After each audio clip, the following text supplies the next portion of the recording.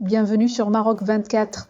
En ce 29 juillet, nous vous présentons une analyse incisive du journaliste Mustapha Tossa intitulée Alger menace Paris sur le Sahara marocain, publiée sur Express FR.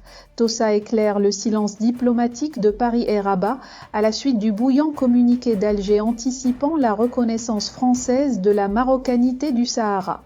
Je vous laisse avec l'analyse acérée de Mustapha Tossa. C'est par un silence diplomatique mutique que Paris et Rabat ont reçu le bouillant communiqué d'Alger sur la reconnaissance française à venir de la marocanité du Sahara. Sans doute pour ne pas jeter de l'huile sur le feu, les deux capitales ont décidé de l'ignorer. Paris parce que occupé à organiser les Jeux Olympiques, tout en cherchant à former un gouvernement. Et Rabat car ne se veut pas tomber dans le piège de la provocation et de la manipulation. Car en réalité, il s'agit d'une des bizarreries diplomatiques les plus originales, celle de voir le régime algérien informer le monde entier que la France vient de reconnaître la souveraineté du Maroc sur son Sahara. Ce fut à travers un communiqué rageur, empli d'amertume et de menaces. Comme dans tentative diplomatique désespérée de faire avorter une démarche française inévitable. Dans la réalité des faits, la logique voudrait que la diplomatie française, ayant solidement mûri sa décision, comme l'ont déjà énoncé les multiples déclarations des ministres français qui se sont succédés au Maroc ces derniers mois, Stéphane Séjourné, Franck Riester ou Bruno Le Maire, a fait part au régime algérien de son intention de proclamer la marocanité du Sahara. Il est aisé de deviner que dans les pratiques diplomatiques entre les pays, et encore plus entre la France et l'Algérie, qui entretiennent des relations effervescentes, la moindre des courtoisies diplomatiques était d'informer en priorité le pays dont le sort du Polisario importe le plus. Le régime algérien aurait reçu cette nouvelle position en cours de construction et d'annonce, et au lieu d'encaisser en silence ce nouveau tournant français et de respecter la confidentialité de la démarche, Alger a préféré monter sur les toits et claironner son opposition à une position française, qui n'a pas encore été officiellement exprimée. Car jusqu'à l'apparition du fameux communiqué de ministère des Affaires étrangères algérien, Paris tentait de tenir le manche par le milieu. La diplomatie française soutient certes le plan de l'autonomie proposé par Rabat depuis 2007, mais elle le considérait aussi comme l'une des solutions à cette discorde régionale sur le Sahara.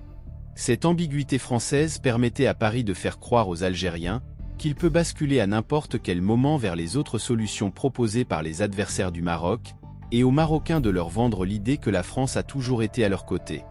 Cette ambiguïté française avait pour impact direct de créer les conditions du maintien et de la permanence de cette crise.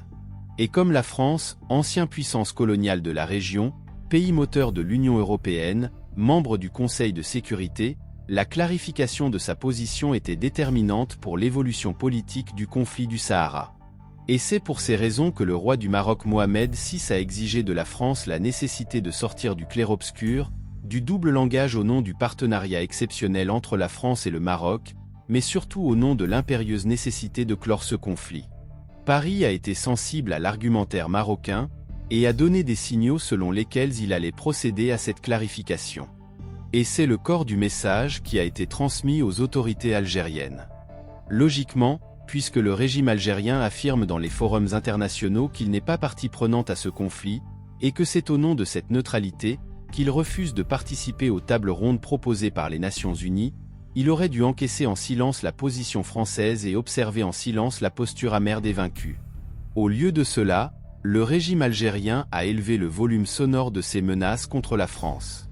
À tel point qu'il est pertinent de savoir ce qu'Alger pourra entreprendre comme démarche, pour punir la diplomatie française d'avoir fait le choix de la marocanité du Sahara.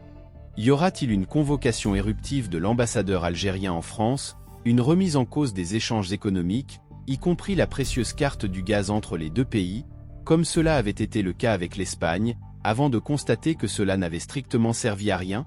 Il faut parier que rien de tout cela ne se fera. Le président algérien Abdelmadjid Tebboune, qui s'apprête à prolonger son mandat le 7 septembre prochain, avait programmé une visite en France début octobre, visite à laquelle il tient comme la prunelle de ses yeux, puisqu'elle participe à légitimer son maintien forcé au pouvoir. Il n'empêche que le communiqué du ministère algérien des Affaires étrangères devrait être une source d'inquiétude et d'angoisse pour l'ensemble de la région. Même si à minima on peut lui appliquer l'adage qui dit « chien qui aboie ne mord pas », Il faut s'attendre à tout d'un régime pyromane et qui ne peut espérer survivre que dans la tension permanente et le chaos entretenu. Pour rester informé, je vous invite à regarder les vidéos Maroc 24 qui s'affichent sur votre écran.